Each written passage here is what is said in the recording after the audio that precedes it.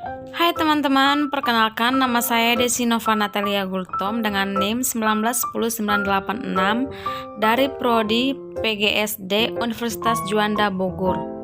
Video ini dibuat bertujuan untuk memenuhi tugas akhir semester dengan mata kuliah IPA Terapan yang berjudul Filtrasi Air Sederhana. Sebelum masuk ke pembahasan tentang bagaimana proses filtrasi air, terlebih dahulu kita membahas apa itu teknik filtrasi.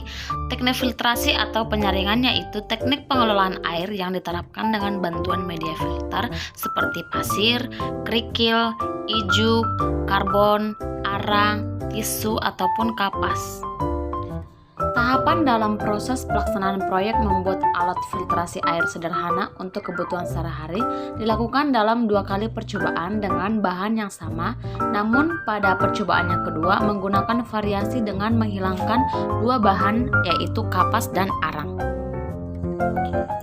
Sekarang kita membahas proses pembuatan filtrasi. Untuk alat dan bahannya yaitu yang pertama ada botol bekas 4 buah, gunting, kapas akuarium, ijuk, pasir pantai, karbon aktif, arang, kerikil, serta tisu. Proses pembuatan filtrasi. Proyek ini dilaksanakan pada minggu keempat bulan 5 tahun 2022 dengan 3 tahapan sebagai berikut. Tahapan yang pertama yaitu minggu 22 bulan 5 2022. Kegiatannya yaitu mempersiapkan semua bahan, kemudian semua bahan yang sudah disiapkan dicuci bersih. Kegiatan mencuci ini dilakukan pada sore hari. Untuk tahap yang kedua yaitu Senin sampai Jumat pada tanggal 23 sampai 27 bulan 5 2022. Kegiatannya yaitu semua bahan yang sudah disiapkan dan sudah dicuci bersih kemudian dijemur hingga kering. Pada proses menjemur untuk bahan yaitu pasir membutuhkan waktu lama hingga 4 hari karena pada saat itu setiap menjelang sore turun hujan sehingga menyebabkan pasir lama mengering. Tahap yang ketiga dilakukan pada hari Sabtu 28 bulan 5 2022. Kegiatan yang dilakukan yaitu setelah semua bahan sudah baik dan steril, maka proses pembuatan alat dan percobaan yang dilakukan pada hari Sabtu siang selama 2-3 jam. Untuk susunan bahan yang dilakukan pada pelaksanaan proyek percobaan pertama yaitu yang pertama kapas akuarium, yang kedua ijuk, kemudian yang ketiga kapas akuarium, yang keempat karbon aktif, yang kelima arang, yang keenam pasir pantai, dan yang ketujuh kerikil, kemudian dilapisin dengan tisu. Untuk susunan bahan pada pelaksanaan proyek percobaan yang kedua yaitu yang pertama kapas, kemudian ijuk, yang ketiga karbon aktif, yang keempat pasir, yang kelima kerikil jeloid, yang keenam dilapisi dengan tisu. Nah, yang menjadi pembeda ataupun variasi dari kedua percobaan ini yaitu pada proyek percobaan kedua ini 2 bahan yang dari percobaan pertama dihilangkan yaitu kapas akuarium pada susunan yang ketiga dan yang kedua yaitu arang. Dalam menyusun bahan-bahan dari filtrasi ini, usahakan semua bahan-bahan tersusun dengan rapi dan harus benar-benar dipadatkan semuanya agar proses filtrasi berjalan dengan baik.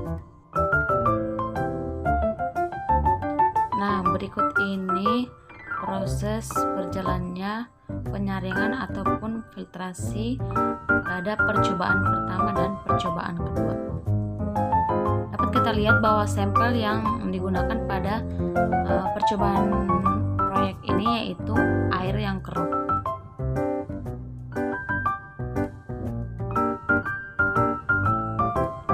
Dapat kita lihat ya bahwa hasil filtrasi percobaan pertama lebih jernih dibandingkan dengan hasil filtrasi yang percobaan kedua. Dan proses penyaringannya juga terlihat bahwa di percobaan kedua airnya berjalan sangat cepat ya dibandingkan dengan percobaan yang pertama. Berdasarkan pengamatan diperoleh bahwa bahan dan susunan dalam filtrasi air akan berpengaruh terhadap hasil akhir dari penjernihan. dapat kita lihat pada percobaan pertama terlihat bahwa hasil filtrasi tersebut terlihat jernih. Hal ini dikarenakan pada proses filtrasinya menggunakan seluruh bahan yang baik dan steril dengan susunan yang tersusun dengan baik dan dipadatkan sehingga air tersebut benar-benar tersaring dengan baik.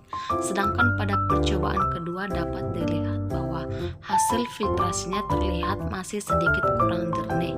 Hal ini dikarenakan bahan dari filtrasinya ada yang tidak digunakan, yaitu arang dan kapas akuarium.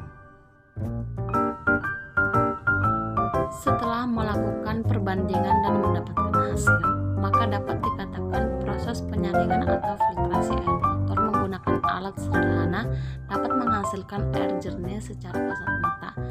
Namun untuk kualitas airnya apakah dapat dikonsumsi atau tidak, perlu dilakukan uji kualitas olahan air, diperiksa atau dilakukan uji coba pada laboratorium. Namun mengingat waktu dan dana yang sangat terbatas, maka hasil olahan yang diperoleh dari penelitian tentang filtrasi air ini adalah kualitas air secara visual, artinya kualitas air yang dinilai adalah warna, yaitu secara kasat mata kelihatan jernih dari air sebelumnya.